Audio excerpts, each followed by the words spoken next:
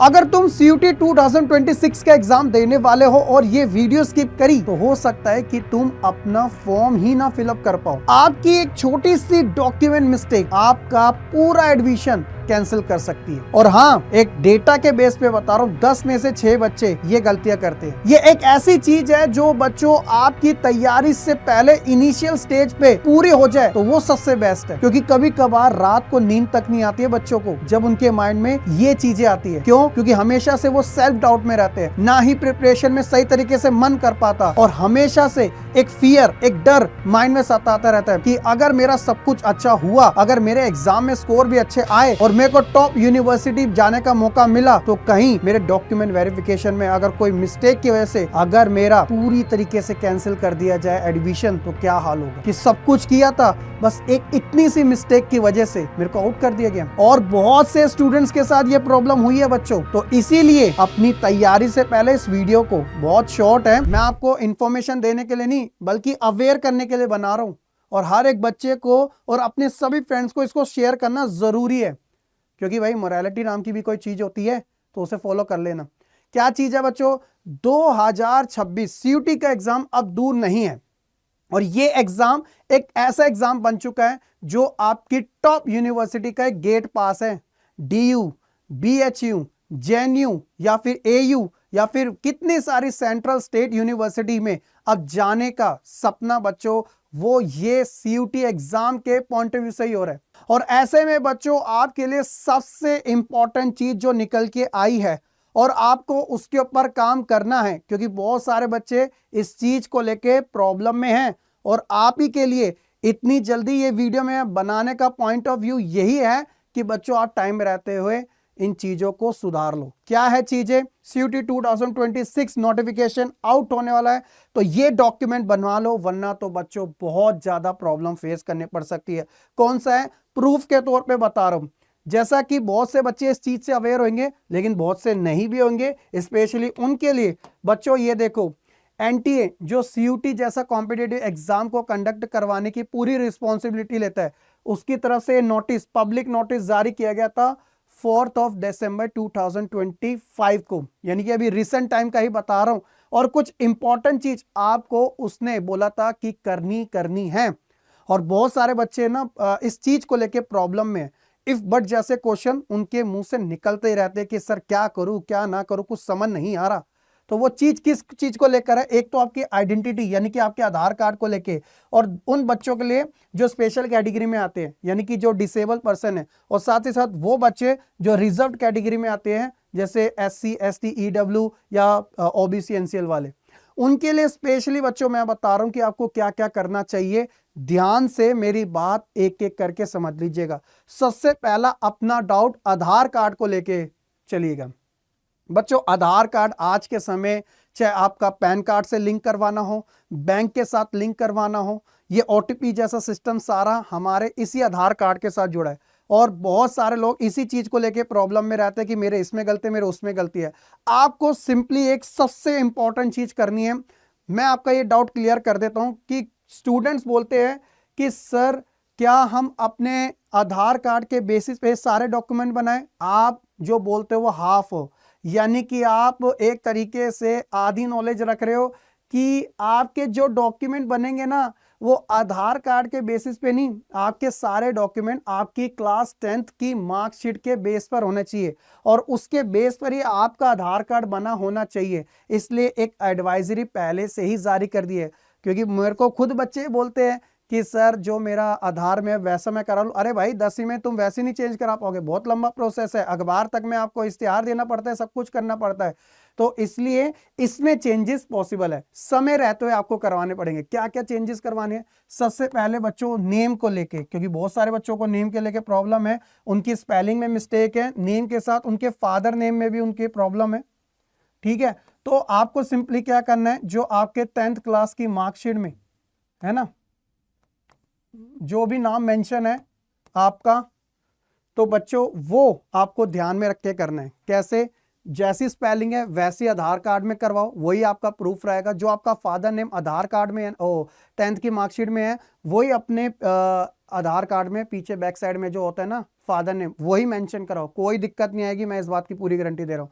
Date of birth तो बच्चों अपनी पूरी करवाओ। बहुत सारे स्टूडेंट सिर्फ ईयर लिखवा के बैठे हैं आधार कार्ड के अंदर, भाई ऐसी पूरी डेट ऑफ बर्थ करवाओ जिसके अंदर आपका डे, मंथ और साथ ही साथ ईयर ये होना चाहिए और सही होना चाहिए, जो 10वीं की मार्कशीट में है यही आपका फाइनलाइज है। और इसके अलावा एड्रेस, देखो एड्रेस क्या है, ये एक टेम्परेरी रहता है, क्योंकि बहुत सारे जने अपना चेंजेस कर देते हैं ना, तो एड्रेस में मैंडेटरी है, वो आपका आराम से चेंज हो जाता है। लेकिन दो चीजें बच्चों, नाम वगैरह जो है ना वो सही करवा लो और डेट ऑफ बर्थ सही करवाओ, ये आपका पहला मैंडेटरी है। करवाना कैसा है, आधार कार्ड के जो एक तरीके से आधार सेंटर होते हैं वहां पे जाके आप करवा सकते हो। लोकल लेवल पे नहीं हो रहा तो जो उनका मेन सेंटर होता है, हर एक सिटी के अंदर उनके मेन सेंटर होते हैं, गूगल पे चेक करोगे आराम से पता चल जाएगा।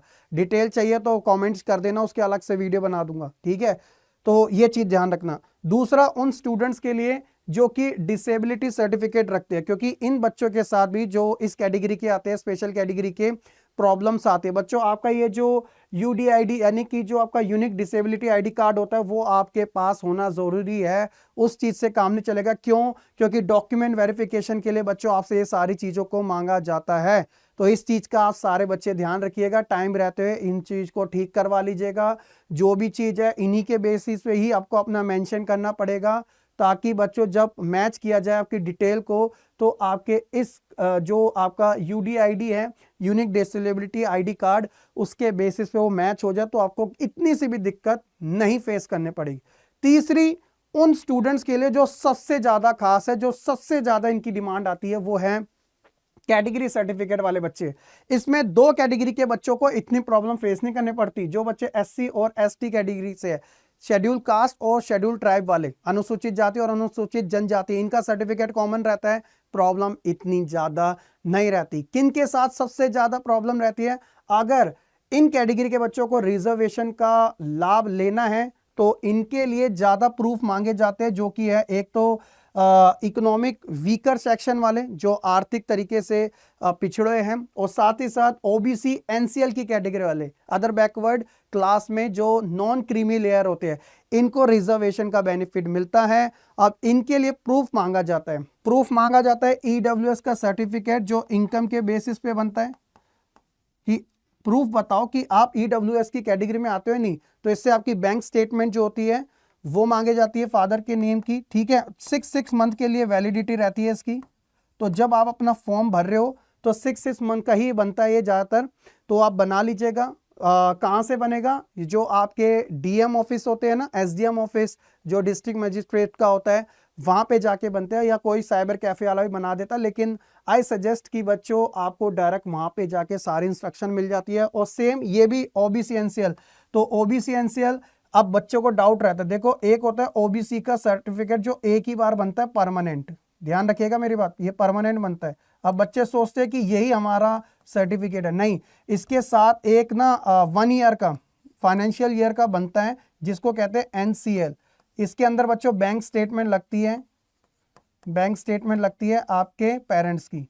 तो इस चीज के लिए ये आपको मांगा जाता है 1 ईयर, 3 मंथ, 6 मंथ की जो भी क्राइटेरिया होता है वो लगाई जाती है। फिर वो आपका जो डीएम होता है ना 1 ईयर तक के लिए एनसीएल सर्टिफिकेट देता है। इन दोनों को बनने में सिर्फ मात्र 14 दिन लगते हैं कम से कम, और ज़्यादा से ज़्यादा 1 महीने के अंदर आपको ये मिल जाता है।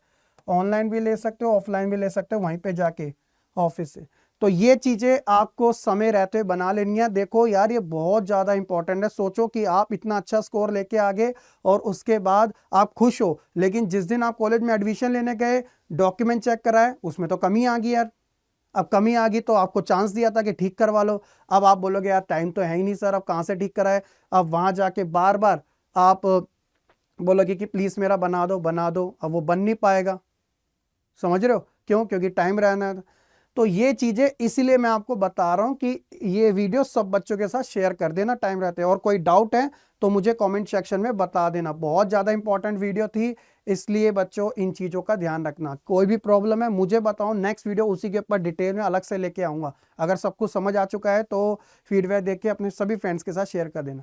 और ऐसी सीयूटी से रिलेटेड जितनी भी मोस्ट इंपॉर्टेंट अपडेट्स रहेगी बच्चों, अब की बार इस सेशन में मैं पूरी कवर करने वाला हूँ। तो चैनल को मेक श्योर सब्सक्राइब करके रखिएगा। और साथ ही शॉर्ट्स और जेनरिक में मेरी बहुत सारी वीडियोस आएगी, तो उसके लिए अलर्ट रहिएगा। मैं आपको हर छोटी से छोटी, बड़ी से बड़ी सारी अपडेट्स प्रोवाइड कराने वाला हूँ इस सेशन के अंदर। तो सारे बच्चे इंतजार में रहिएगा, जो भी अपडेट आएगी मैं आपके साथ सारी शेयर करूँगा। उम्मीद है कि आपको ये वीडियो पसंद आई होगी। तब तक के लिए सभी बच्चे खुश रहे, पढ़ते रहे और ऐसे ही आगे बढ़ते रहें। जय हिंद।